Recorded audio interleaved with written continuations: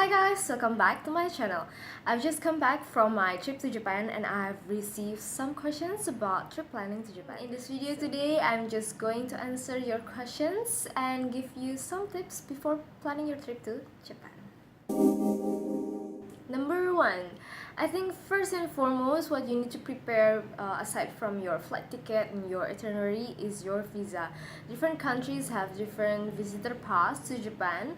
I'm from Indonesia and my Indonesian passport is the electronic version, so it gives me a free wave visa to Japan. The visa lasts for like 3 years, but each visit only allows you to be in Japan for about 2 weeks. So if you plan to stay longer than that, you still need to apply for a visa in Japan. Number two, a lot of people ask me whether they should stay in one city or go to different cities in Japan. I personally love to travel to more than one cities in a country. Traveling alone, it is easier for me to just like decide on myself. I can visit up to 7 or 8 places in one day. But then again, different people have like different pace and different preferences when they are traveling. I suggest if you want to really have your own chill time and very like relaxing, 2 weeks in Japan will be enough for first timers. Number three, should you buy a Shinkansen ticket or should you just use the JR Pass? Again, it depends on the previous notes whether you want to stay in one city or you want to travel to like different cities in Japan. Because I think if you want to move to like different areas in Japan, a JR Pass will save you a lot. If you only plan to stay in one city, I guess it is best for you to buy the city pass. Like Tokyo has Tokyo Metro Pass and Osaka has like Osaka Amazing Pass for tourists. So, which type of JR Pass that you need to buy? Japan has a lot of like JR Pass. It depends on which area or region that you want to visit. If you wanna go to like to the south, to the north, to the west, it's best to just buy the regular JR Pass that allows you to go to like all areas in Japan, including like Mount Fuji area and also like to different cities. But if you're like me, I just went to Tokyo, then Osaka and Kyoto. I think you don't need to buy the whole regional JR Pass. This is the pass that I bought. It is called Hokuriku Arch Pass. It has a route between Tokyo and Kyoto and Osaka as well.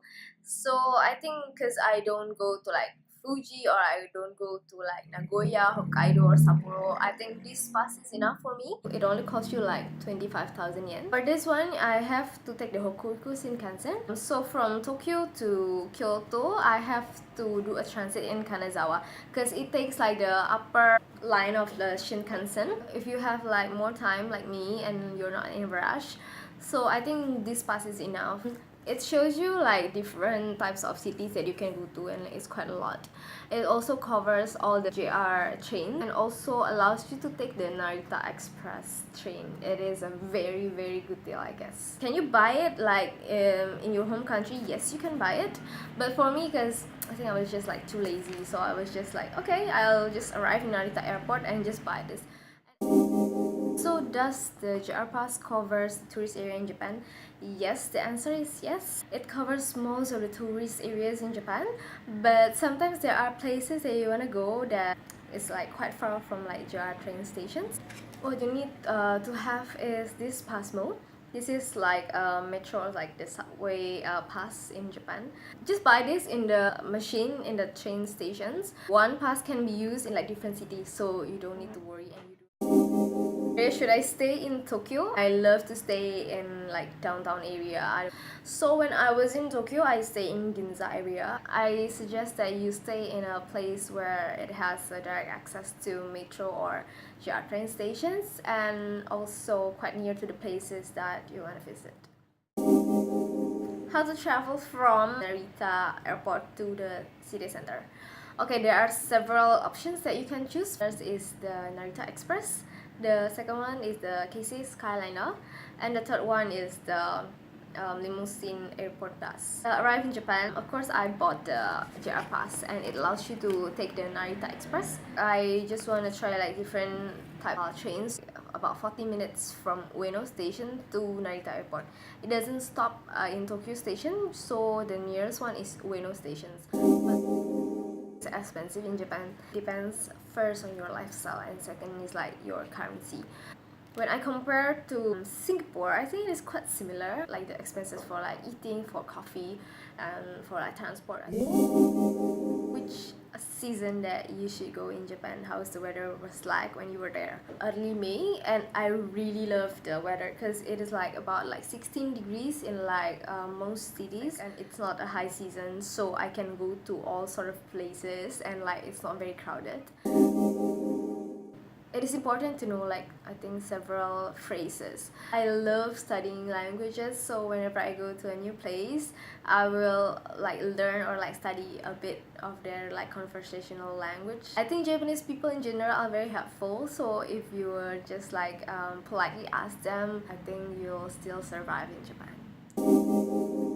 I suggest you to just convert the money in your home country before flying to Japan. Yes, generally the money exchange rate in Japan was not very good. If let's say you need to have extra money, I will suggest you to just withdraw the money in the ATM nearby. Is it easy to get Wi-Fi in Japan? It's quite easy to get Wi-Fi in Japan because like the major train stations and some public places have, but I suggest you to have your own portable Wi-Fi in Japan because you can just use it anywhere and it's very convenient. It is quite cheap. I got my Wi-Fi from KKday. How do you plan your trip and decide which places that you want to go to? I read a lot of like travel websites like Condé Nast Traveler and all these like bloggers who wrote about Japan. Always like scrolling on Instagram to find like places to go to. I always mark the places that I want to go to in my Google Map, so it's very easy. That's it for today's video. I hope it gives you like some ideas about trip planning to Japan. If you want to see more details, you can go to my blog. I will write about this as well. Thank you guys for watching and see you guys next time. Bye!